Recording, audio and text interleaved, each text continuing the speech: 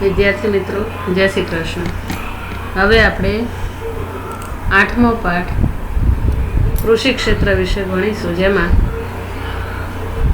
એના કારણો, એના ઉપાયો અને કૃષિ ક્ષેત્રનું મહત્વ.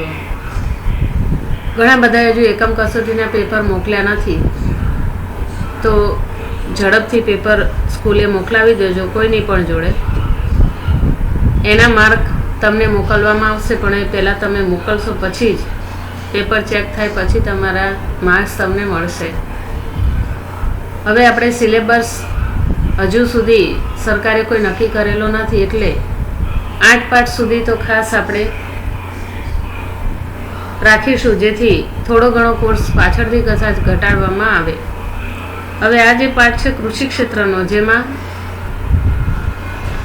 ટૂંકા પ્રશ્નથી લઈ અને આ જે પીડીએફ આપું એ પીડીએફ જ તમારે વર્ગ કાર્યના ચોપડામાં ઉતારવાની છે, અને જે કંઈ આમાં ચલાવશું એ પ્રશ્નનો પૂરતું તમારે ધ્યાન આપવાનું.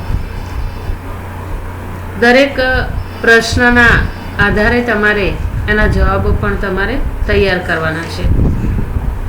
આ પાઠમાંથી મોટે ભાગે 2 અને 3 ગુણના પ્રશ્નો વિશેષ કરીને પૂછાય છે. કદાચ આ વખત સિલેબસ ઘટાડે તો 5 ગુણમાં પણ પ્રશ્નો તમને પૂછી શકે, એટલે આપણી સંપૂર્ણ તૈયારી હોવી જોઈએ કે દરેક પ્રશ્નના જવાબ આપણને આવડવા જોઈએ. મુદ્દા બરાબર આવડતા હશે તો જ પ્રશ્ન તમને સમજાશે. હવે આપણે પહેલાં તો ટૂંકા પ્રશ્નથી શરૂઆત કરીએ કે કૃષિ ક્ષેત્રની અંદર દુનિયામાં કયું ક્ષેત્ર અર્થતંત્રમાં મહત્વનું ગણાય છે? તો ઘણા બધા દુનિયાની અંદર અર્થતંત્રની અંદર તમને ખ્યાલ હશે કે 3 પ્રકારના ક્ષેત્રો છે: કૃષિ, ઉદ્યોગ અને સેવા. આ 3 ક્ષેત્રોની અંદર આપણે વાત કરવાની છે કૃષિ ક્ષેત્રની. એટલા માટે આપણે કહીએ છીએ કે દુનિયાની તમામ અર્થતંત્રમાં કૃષિ ક્ષેત્ર મહત્વનો ફાળો ભજવે છે. હવે કૃષિ ક્ષેત્ર શું પૂરું પાડે? તો તમને ખ્યાલ છે કે કૃષિ ક્ષેત્ર દેશની વસ્તીને અનાજ, શાકભાજી, ફળફળાદી, ફૂલ તેમજ ઉદ્યોગો માટે કાચો માલ પૂરો પાડે છે. આપણે જાણીએ છીએ કે એને ત્રિસ્તરીય માળખું કહેવાય છે: કૃષિ, ઉદ્યોગ અને સેવા. જો કૃષિ ન હોય તો ઉદ્યોગ ના ચાલે, ઉદ્યોગ ન હોય તો સેવા ના ચાલે, અને ઉદ્યોગ અને સેવા ક્ષેત્રને ચાલુ રાખવા માટે કૃષિ ક્ષેત્ર જરૂરી છે. કાચા માલ સિવાય ક્યારેય ઉદ્યોગોનો કે સેવાઓનો વિકાસ થઈ શકતો નથી. દાખલા તરીકે એક ઉદાહરણ આપું કે આજે બજારમાં સિંગ તેલ મળે છે. સિંગ તેલનો આપણે ખોરાકમાં ઉપયોગ કરીએ છીએ, પણ કૃષિ ક્ષેત્રે જો મગફળીનું ઉત્પાદન ન થાય તો આપણે સિંગ તેલનો ઉપયોગ કરી શકતા નથી. કહેવાનો અર્થ એ છે કે કૃષિ ક્ષેત્રે જ્યારે મગફળીનું વાવેતર થાય, એ મગફળીને લેવામાં આવે, એને ફેક્ટરીની અંદર, ઉદ્યોગોની અંદર એને પેલીને એમાંથી તેલ કાઢવામાં આવે અને રિફાઇન્ડ કરી અને બજારમાં મૂકવામાં આવે, ત્યારે આપણે એ તેલનો ખોરાકમાં ઉપયોગ કરી શકીએ છીએ. એટલે કહેવાનો અર્થ એ છે કે અનાજ છે, તો અનાજની અંદર પણ તમે જો કે ઘઉં, જુવાર કે બાજરીનો આપણે ઉપયોગ કરીએ છીએ, તો કૃષિ ક્ષેત્રે જેનું ઉત્પાદન ન થાય તો આપણે અનાજની અંદર રોટલી કે રોટલા બનાવી શકતા નથી. કહેવાનો અર્થ એ છે કે કૃષિ ક્ષેત્ર આપણને અનાજ, શાકભાજી, ફળફળાદી, ફૂલો તેમજ ઉદ્યોગો માટે કાચો માલ પૂરો પડે છે. તો જો કે ભારતને શા માટે કૃષિ પ્રધાન દેશ કહ્યો છે? તમને ખ્યાલ હશે કે ભારત કૃષિ ક્ષેત્રે ઉત્પાદન, રોજગારી અને નિકાસ કમાણીમાં મહત્વનો ફાળો આપે છે. આ ઉપરાંત આપણે જોઈએ તો કૃષિ ક્ષેત્ર દેશની જીવનદોરી સમાન છે, માટે તેને કૃષિ પ્રધાન દેશ કહે છે. ભારત માટે તો એવું કહેવાય છે કે જગતનો તાત સદાય કરતો સંતાપ. કહેવાનો અર્થ એ છે કે ભારતીય ખેડૂત જે છે એને એવું કહેવામાં આવે છે કે ભારતનો ખેડૂત એ ખાસ કરીને ઉદ્યોગો માટે અને સેવાઓ માટે જે વધુમાં વધુ કામગીરી કરે છે. ભારતનો ખેડૂત એ દેવામાં ડૂબે છે, દેવામાં જન્મે છે અને દેવામાં જ મૃત્યુ પામતો હોય છે. તમે જોતા હશો કે ઘણી વખત જ્યારે અતિવૃષ્ટિ હોય અને અનાવૃષ્ટિ હોય, ત્યારે મોટે ભાગે આ કૃષિ ક્ષેત્રને એનું મહત્વ નડતું હોય છે. તો કૃષિ પાક સ્વરૂપ કેટલા છે? તો 2 પાક છે અહીંયા.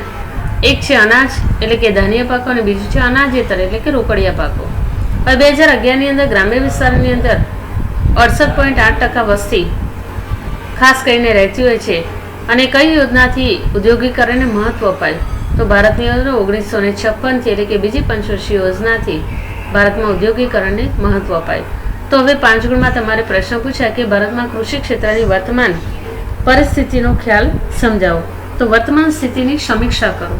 તો હવે આપણે જોવાનું છે કે આ વર્તમાન સ્થિતિની અંદર તમને ખ્યાલ હશે કે ભારતમાં અંગ્રેજોનું શાસન હતું અને આ શાસનકાળ દરમિયાન આઝાદી મળ્યા બાદ કૃષિ આધારિત દેશ રહ્યો.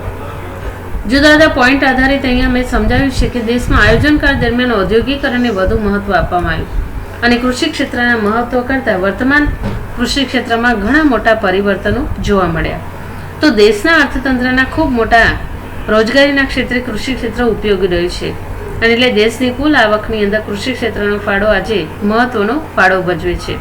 એટલે વર્તમાન સ્થિતિની અંદર કેટલાક મુદ્દાઓને મહત્વ અપાવ્યું છે. એમાં પહેલું આપણે જોઈશું કે રાષ્ટ્રીય આવકની અંદર ફાળો જે છે એને વિશેષ કરીને અહીંયા મહત્વ અપાયું છે.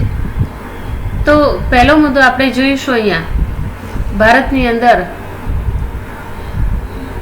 રાષ્ટ્રીય આવકનો જે ફાળો છે એને વિશેષ કરીને મહત્વ અપાયું છે.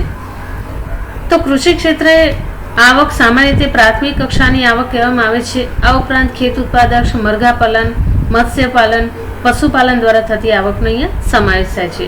1950-51માં રાષ્ટ્રીય આવકની અંદર આ ખેતી ક્ષેત્રનો ફાળો 53.1 હતો, જે 56થી શરૂ કરવામાં આવેલી ઔદ્યોગિકરણને કારણે 2013-14માં ઘટીને 13.9 થયું છે. એટલે કે બિન કૃષિ ક્ષેત્રમાં થયેલ ઝડપી વૃદ્ધિનું આ પરિણામ બને છે. તો અહીંયા જે આંકડાઓ છે તમારે ખાસ અંડરલાઈન કરવાના કે જે તમારે વિકલ્પમાં પૂછાતા હોય છે. બીજું, રોજગારી. આઝાદી સમયે ભારતના 72% લોકો કૃષિ અને કૃષિ સંલગ્ન પ્રવૃત્તિ જે કે પશુપાલન, મત્સ્યપાલન, મરઘા બતકા ઉછેર આવા રોજગારી મેળવતા. આઝાદી બાદ ભારતીય અર્થતંત્રની અંદર આર્થિક વિકાસ ઝડપી બનતા ઉદ્યોગો અને સેવાના ક્ષેત્રે આજે કૃષિ ક્ષેત્ર કરતાં ઝડપથી બનતા રોજગારી માટેનો આધાર ઘટતો ગયો. અને આ માટે 2001-2માં 58% હતું, જે 14-15માં વધીને 49% જેટલું થયું છે. એટલે કે એવું કહી શકાય કે ભારતની અંદર કૃષિ ક્ષેત્રે રોજગારી સૌથી વધુ જોવા મળે છે, કારણ કે ભારત એક કૃષિ પ્રધાન દેશ છે. 69% લોકો ખેતી સાથે સંકળાયેલા છે અને એટલા માટે ખેતી ક્ષેત્રે સૌથી વધુ ફાળો રોજગારીનો આપણે કૃષિ ક્ષેત્રે મળે છે. ત્રીજું છે નિકાસ સેવક, કે કૃષિ ક્ષેત્રે દેશના આર્થિક વિકાસ માટે જરૂરી વિદેશી ઉન્યામણ આપણને કૃષિ ક્ષેત્રની વસ્તુઓ જેમ કે અનાજ છે, ફળ ફળાદી, ફૂલ આ બધાની નિકાસ કરવામાં આવે. આ ઉપરાંત મરી મસાલા, ચા, ફળ વગેરેની નિકાસ દ્વારા આપણને આવક મળી શકે. આઝાદી સમયે ભારતની કુલ નિકાસ આવક 70% હતી કૃષિ ક્ષેત્રમાંથી મળતી, પરંતુ હવે દેશની વિકાસ પ્રક્રિયામાં ઉદ્યોગો અને સેવાનો ફાળો વધતો ગયો અને 2013-14ની અંદર દેશની કુલ નિકાસમાં આજે કૃષિ ક્ષેત્રનો ફાળો ઘટીને 14.2% થયો છે. કહેવાનો અર્થ એ છે કે પહેલાના સમયમાં જ્યારે આઝાદી પહેલા 70% ખેતી ક્ષેત્રે આપણી વધુમાં વધુ એને મહત્વ અપાતું એની નિકાસો હતી. આજે નિકાસો ઘટી છે અને 14.2% જેટલી થઈ છે, કારણ કે ઉદ્યોગો અને સેવા ક્ષેત્રનો વિકાસ વધ્યો છે. ચોથો મુદ્દો છે જીવન ધોરણ, કે આ જીવન ધોરણને મહત્વ અપાયું છે કે જેમાં ભારતના લોકોના જીવનના પ્રાથમિક આધાર કૃષિ ક્ષેત્ર પર રહ્યું છે અને દેશના લોકોને જીવન ધોરણમાં સુધારો કરવાનું કાર્ય કૃષિ ક્ષેત્રે અવિરતપણે ચાલુ રહે છે. હવે કૃષિ ક્ષેત્રે 2 પાક મહત્વના છે: અનાજ જેમાં ઘઉં, બાજરી, ચોખા, જુવાર, કઠોળ, અને ધાન્ય એટલે કે રોકડિયા પાક જેમાં કપાસ, શણ, શેરડી એટલે કે તેલીબિયાંનો અહીંયા સમાવેશ થાય છે, જે લોકોની કૃષિજન્ય જરૂરિયાતોને પૂર્ણ કરે છે. હવે ભારતની અંદર 1951માં માથાદીઠ અનાજ પ્રાપ્તિ જે દૈનિક 349 ગ્રામ હતી, જે 2013માં વધીને 511 ગ્રામ થઈ છે. અહીં અંડરલાઈન કરજો, આ વિકલ્પમાં તમારે પૂછાય છે. કૃષિ ક્ષેત્ર દ્વારા ભારતના લોકોની જરૂરિયાતો સારા પ્રમાણમાં સંતોષાઈ, જેના કારણે લોકોનું સરેરાશ આયુષ્ય પણ વધ્યું છે અને જીવન ધોરણમાં સુધારો થતો ગયો. પાંચમો મુદ્દો છે કૃષિ ઉત્પાદનમાં વૃદ્ધિ. ભારતના કૃષિ ક્ષેત્રના કુલ ઉત્પાદનમાં વૃદ્ધિ જોવા મળે છે, જેમાં અનાજ અને કઠોળનો સમાવેશ થાય છે. હવે અનાજનું ઉત્પાદન 51 મેટ્રિક ટન હતું, જે 2013-14માં વધીને 264.4 મેટ્રિક ટન થયું, જે 5 ગણાથી પણ વધુ વૃદ્ધિ સર્જાવી છે. કઠોળની અંદર પણ 1951માં 8.4 મેટ્રિક ટન હતું, જે 2013-14માં 19.6 જેટલું થયું છે, એટલે કે 2.5 ગણો વધારો થયેલો જોવા મળે છે. શેરડી તેલીબિયાંમાં ઉત્પાદનની અંદર પણ 1951ની સરખામણીએ 2013-14ની અંદર 5 ગણો વધારો થયેલો જોવા મળે છે. કપાસના ઉત્પાદનની અંદર પણ 2.1 મેટ્રિક ટન અને 17 ગણો વધારો થયેલો જોવા મળે છે. આમ વર્તમાન સમયમાં વાવેતર હેઠળની જમીનમાં વધારો થતાં નવી ખેત ઉત્પાદન પદ્ધતિને લીધે હેક્ટર દીઠ ઉત્પાદનમાં ઊંચી વૃદ્ધિ શક્ય બની છે. છઠ્ઠો પોઈન્ટ છે એમાં ઔદ્યોગિક વિકાસનો પાયો. ઔદ્યોગિક ક્ષેત્રની જરૂરી એવો મહત્વનો કાચો માલ કૃષિ ક્ષેત્ર દ્વારા પૂરો પાડવામાં આવે છે અને એટલા માટે ઔદ્યોગિક ક્ષેત્રે ઉત્પાદન વધતા ભારતમાં તેનું સૌથી મોટું બજાર ગ્રામ્ય વિસ્તાર બન્યું છે. કારણ કે આપણે જોઈએ છીએ સૌથી વધુ ગામડામાંથી જ આજે મોટે ભાગે બીજા દેશોની અંદર આપણી ચીજ વસ્તુઓ પ્રાપ્ત થતી જોવા મળે છે. પરિણામે ઔદ્યોગિક ક્ષેત્રની ઉત્પાદનની વસ્તુઓ ટીવી, ફ્રીજ, મોબાઈલ વગેરે જેવી વસ્તુઓ માટેનું બજાર સર્જન આજે ગ્રામ્ય વિસ્તારમાંથી પણ કરી શકાય છે. હવે કૃષિ ક્ષેત્રને કયા ક્ષેત્ર તરીકે ઓળખવામાં આવે છે? તો પ્રાથમિક ક્ષેત્ર તરીકે ઓળખવામાં આવે. કૃષિ ક્ષેત્રમાં કઈ બાબતોનો સમાવેશ થાય? તો હમણાં જ આપણે આગળ જોયું કે પશુપાલન, ડેરી ઉદ્યોગ, મરઘા બતકા ઉછેર અને મત્સ્ય ઉદ્યોગનો અહીંયા સમાવેશ થાય છે. હવે મેં તમને કીધું તો અંડરલાઈન કરજો. 2011-12માં રાષ્ટ્રીય આવકનો ફાળો કેટલો હતો? તો 13.9%. ભારત કૃષિ ક્ષેત્રની કઈ ચીજ વસ્તુનો નિકાસ કરતો? તો ભારત કૃષિ ક્ષેત્રમાંથી ચા, કોફી, મરી મસાલા, ફળ વગેરેની નિકાસો કરતો. 2013-14માં કૃષિ નિકાસોનો કેટલો ફાળો? તો 14.2% વિકલ્પમાં ખાસ પૂછાય છે. હવે રોકડિયા પાક એટલે શું? તો જે પાક દ્વારા આવક સર્જનને મહત્વ અપાય તેને રોકડિયા પાક કહે છે. દાખલા તરીકે શણ, તમાકુ, શેરડી, તેલીબિયા વગેરે. હવે ભારતની કૃષિ ક્ષેત્રની વર્તમાન સ્થિતિનું વર્ણન કરો કે જેમાં રાષ્ટ્રીય આવકમાં ફાળો, રોજગારી, નિકાસ આવક, જીવન ધોરણ, કૃષિ ઉત્પાદનના વૃદ્ધિ અને ઔદ્યોગિક વિકાસના પાયાને મહત્વ અપાય. હવે આપણે આ વાત કરી કૃષિ ક્ષેત્રની પ્રગતિ વિશેની, જે તમારે 5 ગુણની અંદર પ્રશ્ન ખાસ પૂછાય છે તો એ તમારે લખવાનું. હવે બીજો પ્રશ્ન આપણે નીચી ખેત ઉત્પાદકતાના કારણો. મોસ્ટ ટાઈમલી પ્રશ્ન છે આ નીચી ખેત ઉત્પાદકતાના કારણો. તો એમાં મુખ્ય 3 છે. એક છે સંસ્થાકીય પરિબળો, બીજું છે ટેકનોલોજીકલ પરિબળો અને ત્રીજું છે અન્ય પરિબળો. હવે એમાં પહેલા વાત કરીશું આપણે સંસ્થાકીય પરિબળો. તો સંસ્થાકીય પરિબળની અંદર 4 પોઈન્ટ જોવા મળે છે. એક જમીન મહેસૂલ ઉઘરાવણી પ્રથા, ખેત ધિરાણ, કૃષિ પેદાશની વેચાણ વ્યવસ્થા અને ગ્રામીણ સમાજ વ્યવસ્થા. જ્યારે અન્ય પરિબળોની અંદર વસ્તીનું ભારણ અને આર્થિક આયોજનનો અભાવ જોવા મળે છે. હવે જમીન મહેસૂલ ઉઘરાવણી પદ્ધતિમાં પણ 3 પ્રકારની પદ્ધતિ જે ઇતિહાસની અંદર પણ તમે ભણ્યા હશો. તો પહેલા તો ભારત એક કૃષિ પ્રધાન દેશ છે ને, અને સૌથી મોટી સમસ્યા નીચી ખેત ઉત્પાદકતા છે. તો એના કેટલાક કારણો જવાબદાર છે. પહેલું છે સંસ્થાકીય પરિબળો. એમાં પહેલું છે કે ખેતી કાર્યના માળખાને અસર કરતા ભૌતિક, સામાજિક, આર્થિક અને કાયદાકીય પરિબળોને સંસ્થાકીય પરિબળો તરીકે ઓળખવામાં આવે. હવે ટૂંકા પ્રશ્નમાં પૂછાય તો તમને ખબર હોવી જોઈએ કે સંસ્થાકીય પરિબળ કોને કહેવાય. તો જેમાં સામાજિક, ભૌતિક, આર્થિક અને કાયદાકીય પરિબળોને મહત્વ અપાતું હોય. હવે એમાં પહેલો પોઈન્ટ આપણે જોઈએ જમીન મહેસૂલ ઉઘરાવવાની પ્રથા. તમને ખ્યાલ હશે જ્યારે અંગ્રેજોનું શાસન હતું ત્યારે ઘણી બધી જમીન મહેસૂલની ઉઘરાવવાની પ્રથાઓ હતી. રૈયતવારી, મહાલવારી અને જમીનદારી પ્રથા. તો આ બધી પ્રથાઓ તમે ઇતિહાસની અંદર પણ ભણ્યા હશો કે જેમાં જમીનદારો ગણતરી કે જમીન વિહોણા ખેત મજૂરો પાસેથી પોતાની કુલ ઉત્પાદનનો એક મોટો ભાગ જમીન મહેસૂલ તરીકે ઉઘરાવતા. પરિણામે તેમને ખેત ઉત્પાદન વધારવામાં રસ રહેતો નહીં અને તેઓ ખેત ઉત્પાદન વધે તેવી પદ્ધતિ અજમાવવા પણ તૈયાર નહોતા. આથી ખેતી ક્ષેત્રે ઉત્પાદન પણ લગભગ સ્થિર રહેતું અને કૃષિ ક્ષેત્ર ઉત્પાદન નીચી સપાટીએ રહેતું.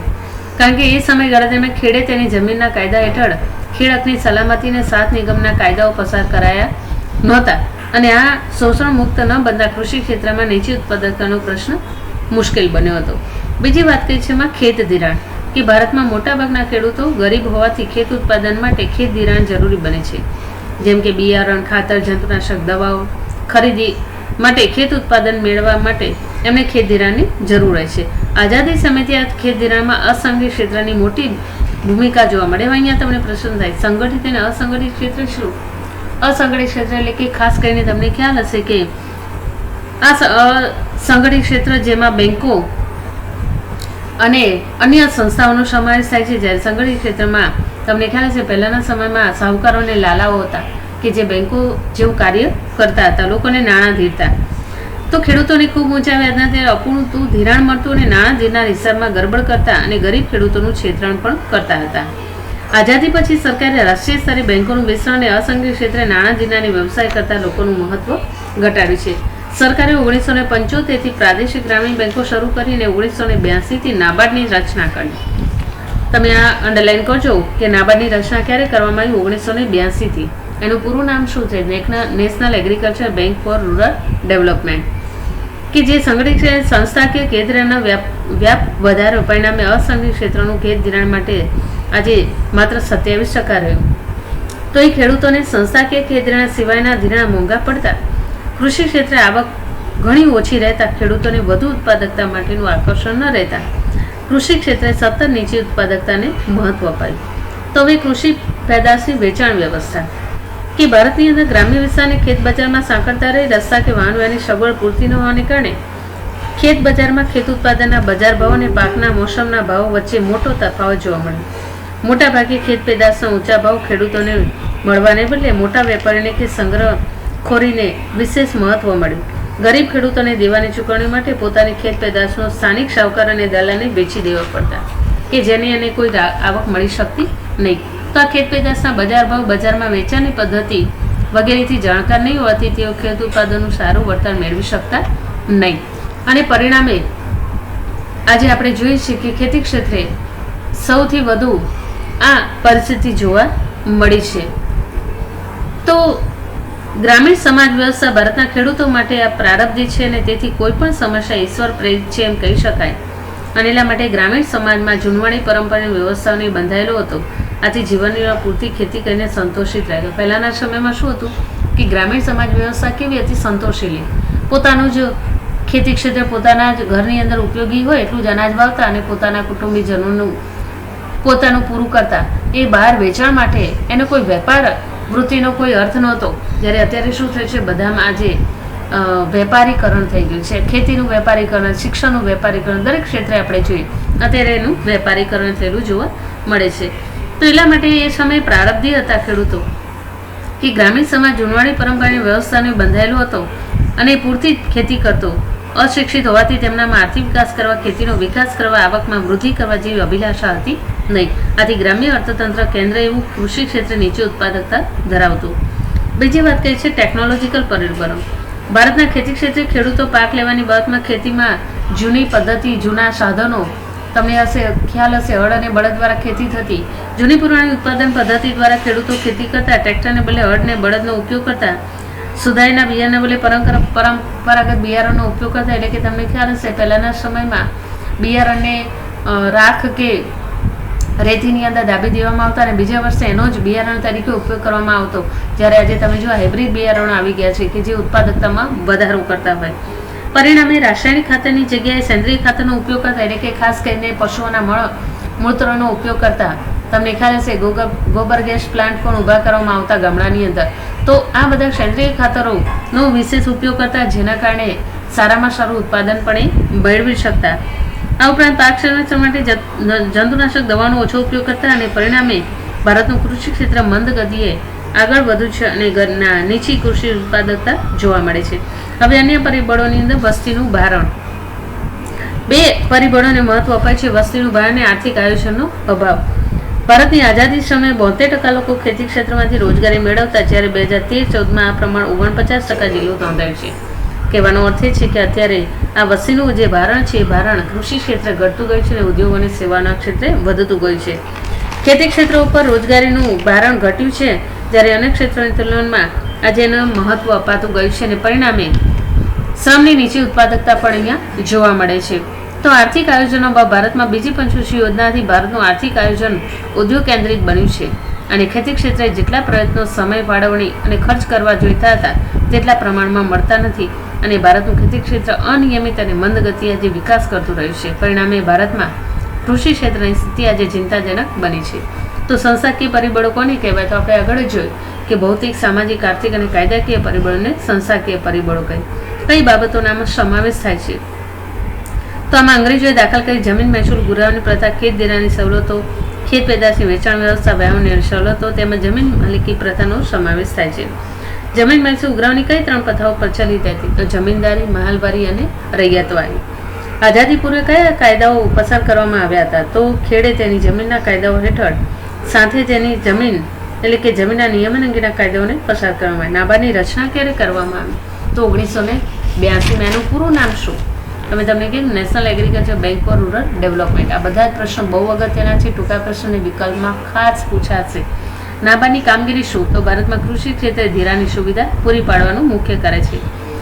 આઝાદી પછી સરકારે ખેત ધિરાણ માટે કઈ બે બેંકોને મહત્વ આપ્યું? તો સરકારે 1975થી પ્રાદેશિક ગ્રામીણ બેંકો અને જમીન વિકાસ બેંકોની રચના કરવામાં આવી.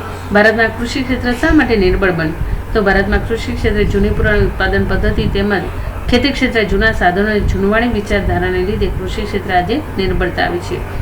અને ખેતી ક્ષેત્રને કઈ યોજનાથી મહત્વ અપાય? તો પ્રથમ પંચવર્ષીય યોજનાથી એને મહત્વ આપવામાં આવ્યું. તો આ વાત કરી આપણે કૃષિ ક્ષેત્રના બે પ્રશ્નની વાત કરી. કૃષિ ક્ષેત્રનું મહત્વ અને કૃષિ ક્ષેત્ર એટલે કે કૃષિ ક્ષેત્રની વર્તમાન સ્થિતિ અત્યારે શું છે અને કૃષિ ક્ષેત્રના મહત્વના એટલે કે નીચે ઉત્પાદકતાના કારણો. હવે એના પછીનો જે પ્રશ્ન છે આપણે ખેત ઉત્પાદકતા વધારવાના ઉપાયો વિશે, કે જે પરીક્ષાની અંદર તમારે 5 ગુણમાં ખાસ પૂછાય છે. એ પ્રશ્નની ચર્ચા આપણે હવેના બીજા શુક્રવાર આવશે ત્યારે આપણે કરીશું. પણ અત્યારે જેટલું ચલાવ્યું છે એ તમને થોડુંક ઝડપી લાગ્યું હશે, પણ બરાબર ચોપડી સાથે રાખજો. ચોપડો જે PDF તમને મોકલું એ ચોપડો એ PDFમાંથી બધું જ તમારે વર્ગકાર્યના ચોપડામાં ઉતારવાનું છે અને બધા જ પ્રશ્નો પણ તમારે તૈયાર કરવાના છે. બાકીનો જે છે એ હું તમને ફોટા પાડીને મોકલીશ. જે તમારે પ્રશ્ન જે IMP છે જે મેં તમને કીધું છે ટેક્સ્ટ બુકમાં તમારે લખવાના રહેશે.